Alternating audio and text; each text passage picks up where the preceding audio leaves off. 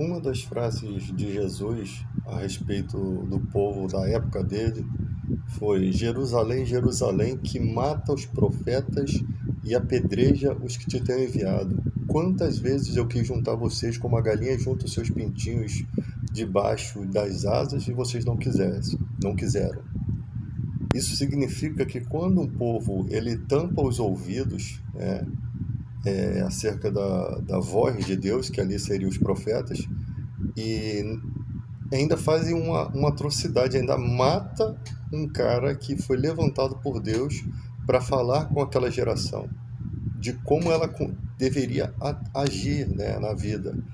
Quando Deus faz isso, é porque Ele conhece os desafios que você vai enfrentar lá na frente, lá no futuro, os gigantes que vão vir contra a sua vida.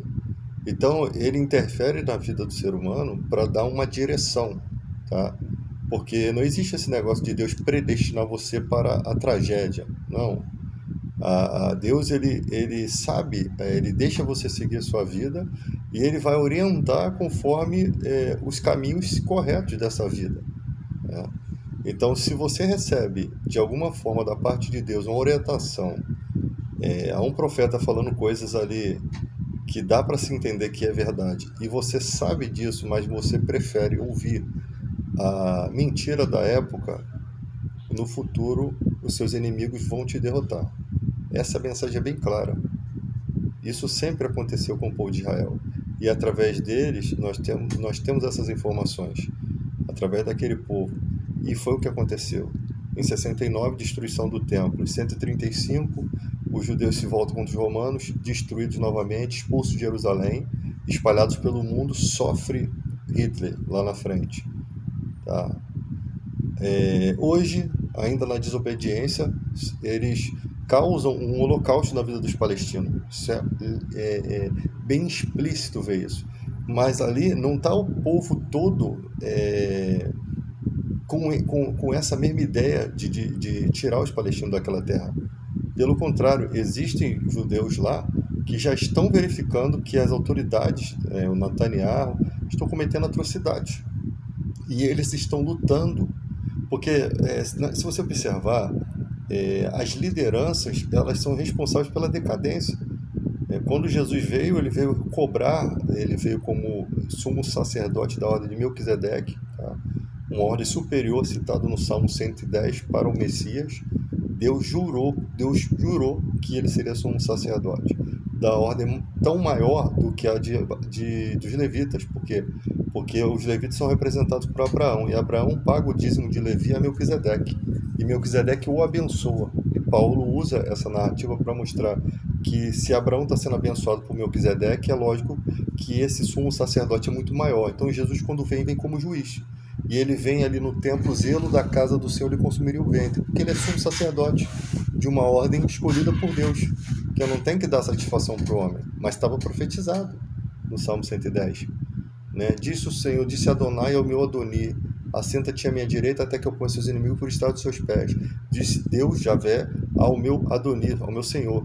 O Senhor de Davi ali era o Messias. Que Jesus falou: a quem vocês pensam que o Messias é filho? De Davi. Mas como Davi lhe chama de Senhor? Davi pelo Espírito lhe chama de Senhor. Então o Salmo não é só cântico, o Salmo é profético. O Salmo 22 é profético.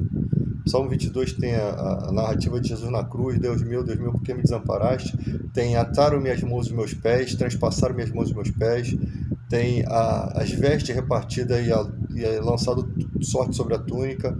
3 eventos da crucificação no mesmo Salmo.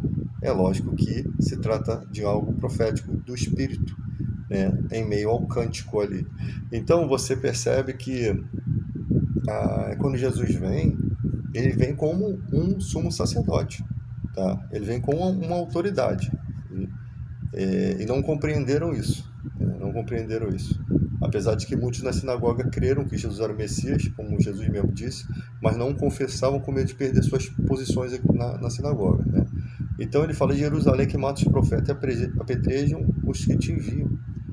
Quantas vezes eu quis, Jesus falou: eu quis juntar vocês. Então Jesus está participando da história, enviando os profetas para alertar o futuro.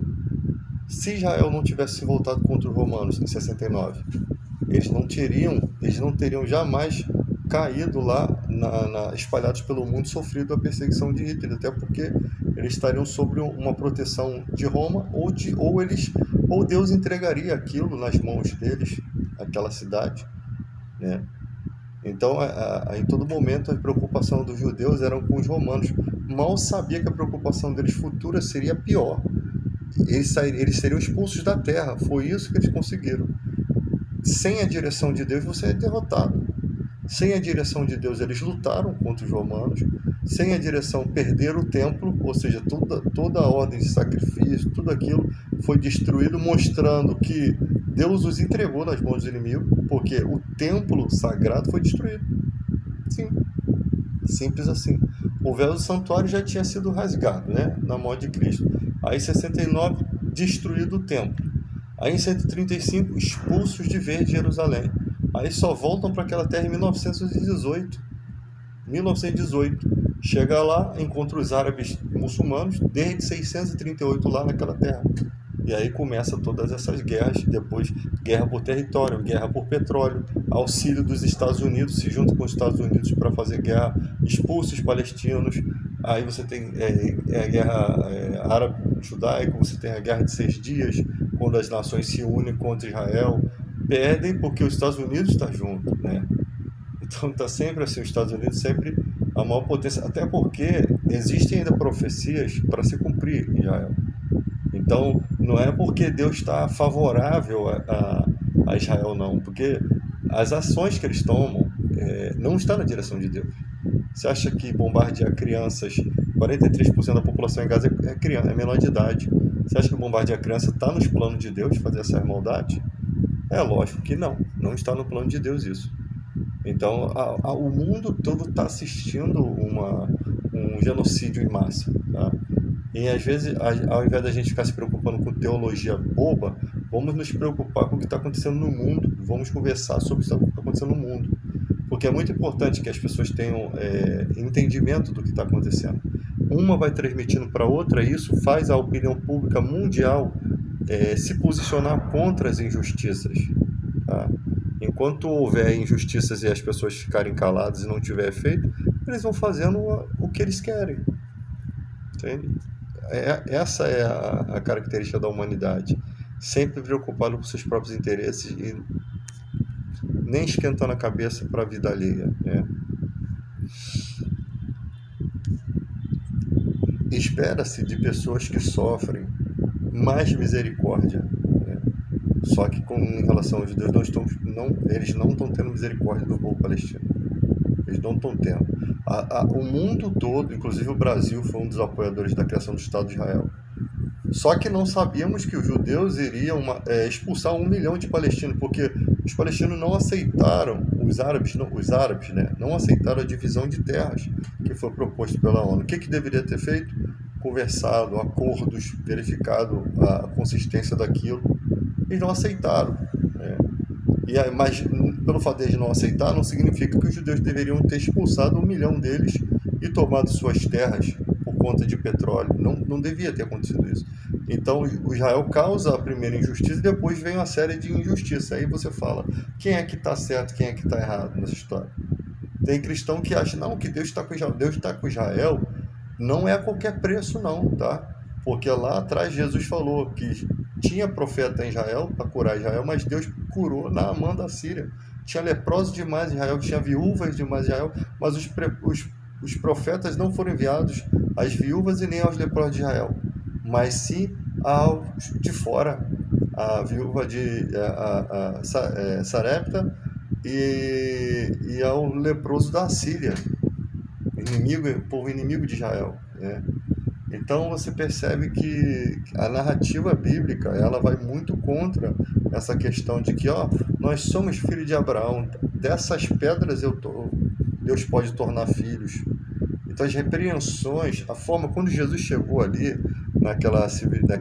naquele local, 400 anos antes o profeta Malaquias já estava martelando, vocês estão roubando dízimo, tornem para Deus, vocês tornem para Deus que Deus vai se tornar para vocês, vai abrir a janela do céu, vocês estão roubando a Deus. Ele está falando diretamente para Israel, que o dízimo é lei, tá?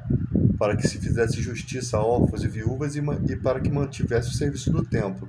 400 anos depois, quando Jesus volta, não tem mais profeta enviado à terra, ali Malaquias é o último, né, do Antigo Testamento, depois só vai aparecer João Batista, clamando arrependimento. Por quê? Porque aí já está vindo o juiz, já está chegando o juiz, o cara que vai ali ver o que está acontecendo, que é Jesus. Chega lá, problema com o Corban, né, que era um acordo que se fazia para não cuidar dos pais, os judeus faziam esse acordo com os sacerdotes, uma coisa vigarista, né, comércio no templo, hipocrisia, longas orações e com pretexto disso roubava a casa das viúvas, é o que muita religião faz aí. Acha que pelo fato de orar pela sua vida, que pelo fato de ter uma igreja aberta lá para você com ar-condicionado, com tudo, ela tem direito de roubar você. Não tem esse direito de explorar as suas finanças. Não tem, a igreja não tem esse direito. Pode fazer o que for, ela não tem esse direito. Tá? Eu sei que a igreja mesmo cega, pobre, nu, sem colírio nos olhos, ainda pertence a Deus. Por conta não da liderança, mas por causa dos membros que fazem a obra. Quando você vê aquela igreja faz, e você não pode falar nada do que a igreja faz. O fazer as coisas não dá margem, né? Não dá legalidade para ela roubar, para ela defraudar a fé de ninguém. E quando você vai ver quem está defraudando são os líderes, não são o povo. O povo, coitado, está trabalhando, se esforçando, entregando um jornalzinho, compartilhando refeição com pessoas pobres. Aí tu vai ver quem é que está dando essas finanças. Não, muitas vezes não é o pastor, a maioria das vezes a própria igreja se une para fazer esse trabalho, né? Esse trabalho voluntário. A igreja às vezes não desembolsa nem um centavo. Ela mal cuida dos que são da sua fé. A pessoa fica a vida toda trabalhando na igreja. Com o dia que ela precisa de um dinheiro para pagar um enterro, para comprar um remédio, a igreja não fornece. Sendo que a Bíblia fala que a prioridade é dos domésticos da fé. Então já descumpre. A Bíblia fala que cada um contribua segundo o que propor no seu coração, não com tristeza nem por necessidade, porque Deus ama o que dá com alegria. Ora, os judeus não tinham como propor no coração, não. Eles tinham que dar o dízimo. O dízimo é 10% e pronto, não tem proposta no coração. Ele propõe fazer aquilo por fé na lei, tá? E ofertas eram outras coisas, aquilo que ele podia, aí sim seria que propõe no coração. Mas o dízimo era lei para Israel, mas para a igreja não é lei. Nós somos gentios, nós não somos da lei, tá? O fim da lei é Cristo. Se a lei não tivesse sido alterada em certos pontos, a gente se circuncidava, a gente não tinha direito de pedir perdão, porque a morte de Cristo na cruz, ela é um escândalo para o judeu, porque a justificação passou a ser pela fé. Só que os judeus, para se justificar, e a Bíblia fala que pela lei ninguém será justificado, eles usam os ritos da lei, sacrifícios pelo pecado, que nem fazem mais, eu acho. Acho que não tem mais tempo. Não tem mais tempo para entregar dízimo, não tem mais sacerdote levítico, não tem mais nada, acabou. Foi tudo rompido. Não sei como é que funciona lá as coisas deles, né? Mas referente à igreja é totalmente diferente. É vinho novo, não se põe vinho novo em odres velho, não se põe pedaço de roupa nova em veste velha, porque se rompe. Há duas alianças diferentes, né? Quem quer viver pela lei, Paulo diz, está excluído do Espírito Santo. Vai cumprir toda a lei, mas não vai receber o entendimento do Espírito, não vai ficar fora. Não vai receber o poder do nome de Jesus, não vai ter o Espírito Santo intercedendo pelas suas fraquezas, porque quando você... imagina, se o cristão, para poder servir a Jesus, tivesse que ser circuncidado, se tornado como se fosse um prosélito do Antigo Testamento. Circuncidava, aí ia lá começar a guardar a lei de Moisés. Para quê? O fim da lei é Cristo. Mas Jesus não veio destruir a lei. Ele veio cumprir. Sim, ele veio cumprir. Por quê? Porque ninguém poderia ser justificado pela lei. Mas Jesus consegue. Jesus consegue vencer a lei. Porque o sacerdócio dele é maior do que o sacerdócio levítico. Ele consegue ser justificado porque ele não tem pecado. Ele consegue na carne cumprir toda a lei, coisa que nenhum ser humano consegue. Por isso que ele é sumo sacerdote eterno para sempre interceder por nós, da ordem de Melquisedeque. Entende? Mudou-se o sacerdócio, muda-se a lei. Simples assim.